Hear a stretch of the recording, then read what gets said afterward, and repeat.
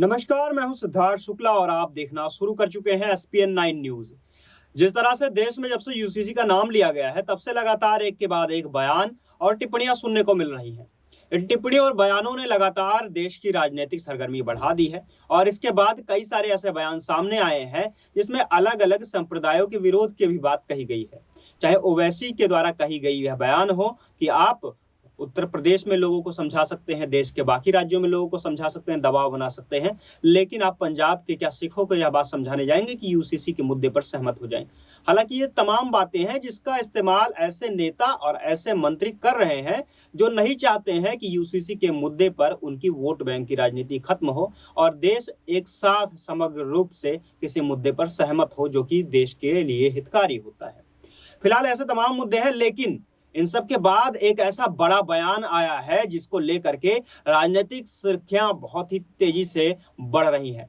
सरगर्मी भी बहुत ज्यादा ही बढ़ने की कगार पर है। ऐसा इसलिए हुआ है क्योंकि आरएसएस के नेता ने काफिरों को लेकर के एक बड़ा बयान दे दिया है। जी हाँ, हिंदुओं, मुस्लिमों और काफिरों को लेकर दिया गया बयान यह बहुत ही ज्यादा वायरल है और दरअसल बात यह है, यूनिफॉर्म सिविल कोड को लेकर के आरएसएस के नेता इंद्रेश कुमार ने कहा है कि यूसीसी के बाद देश में कोई भी काफिर नहीं रह जाएगा। जी हाँ, यह बड़ा बयान है और उन्होंने कहा है कि देश में कोई भी काफिर नहीं रह जाएगा, सारे के सारे बिलीवर हो जाएंगे। जिस तरह से देश में मुसलमानों को भ्रमित किया जा रहा है कि यूसीसी का मुद्दा उनके लिए खतरनाक होगा, उनके अस्तित्व के लिए खतरनाक होगा, उनकी नागरिकता के ऊपर प्रश्न चिन्ह खड़ा हो जाएगा और उन्हें देश से भगा दिया जाएगा या बाहर कर दिया जाएगा। ऐसे तमाम सारे मुद्दे हैं जिसका इस्तेमाल धर्म के ठेकेदार और वोट बैंक के राजनीति करने वाले लोग लगातार कर रहे हैं और अल्पसंख्यक समुदाय को भड़काने का काम कर रहे हैं।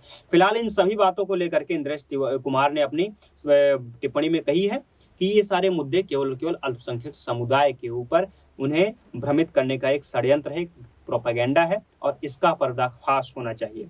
बता दें कि उन्होंने यूसीसी को लेकर यह भी कहा है, यूसीसी घोषित करेगा कि कोई भी काफिर नहीं है, सब बिलीवर हैं। इस कानून के लागू होने के बाद देश में कोई भी काफिर नहीं कहलाएगा।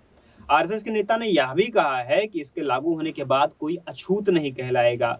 इसके लागू होने का मतलब है एक वतन, एक नागरिक और यह कानून औरतों के अधिकारों की भी हिमायत करता है, क्योंकि जिस तरह से आपने देखा कि अल्पसंख्यक समुदाय में बीते कुछ सालों के दौरान एक बहुत बड़ा परिवर्तन देखने को मिला कानून के द्वारा, चाहे फिर वह 3 तलाक का मुद्दा हो, तलाक़े बिद्दत हो या फिर हलाला का मुद्दा हो। देश में ये सारे मुद्दे जब से बैन किए गए हैं तब से मुस्लिम महिलाओं के अधिकारों में बढ़ोतरी हुई है और इस बात को लगातार देश की मीडिया के अलावा सभी लोग ने स्वीकार भी किया है। खास करके अल्पसंख्यक समुदाय की महिलाओं ने यह बात स्वीकार की है कि उनके हकों के लिए लगातार बातें उठ रही हैं और सरकार इस बात के लिए प्रतिबद्ध नजर आ रही है। फिलहाल के लिए इतना ही।